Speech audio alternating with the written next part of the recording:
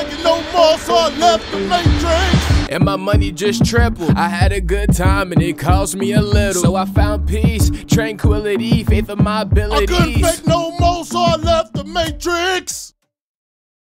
Essentially 2 years ago is when I started my transition. I decided, hey, I'm moving here to the Dominican Republic. I started my transition. This was actually just before the pandemic, but when the pandemic happened, that's where I basically sped things along and came out here sooner. All right, so let me get this camera right. Boom. Good. I'm good now. All right, I'm good now. So, like I said, basically with this live, I'm going to talk about the past 2 years of my time here in the Dominican Republic, my experiences, lessons learned. So basically, I'm gonna go over just everything. Basically, everything I'm going to go over during this live. So that's basically what this live is to go over all the things that I've learned during my time here, living here in DR and being here in DR. Everything. So to jump to the beginning. So while I was still on active duty with the Army, for those that I know, I was looking to make the move to DR.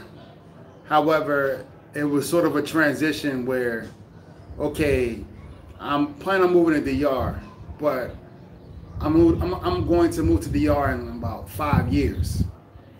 And the transition was, for me, was to move to, I was going to be taking a job in Puerto Rico.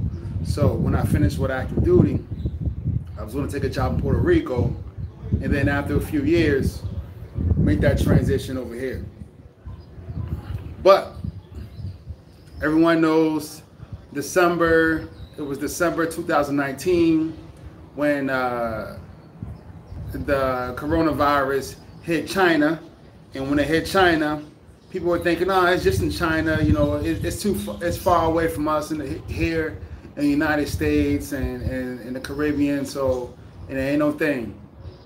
But in January, when they started seeing cases throughout Europe, and I remember Italy was the country that got hit hard with this coronavirus. And there were a few cases in other parts of Europe, and then in the U.S. and other places as well.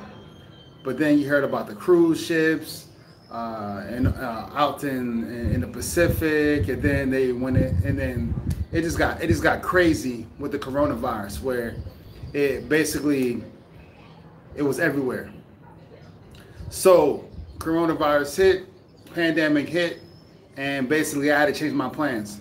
So originally, like I said, I was going to leave active duty, move to Puerto Rico, work in Puerto Rico, and spend like weekends, and a couple, like once a month I come over to DR was a plan, and then eventually I made that full transition.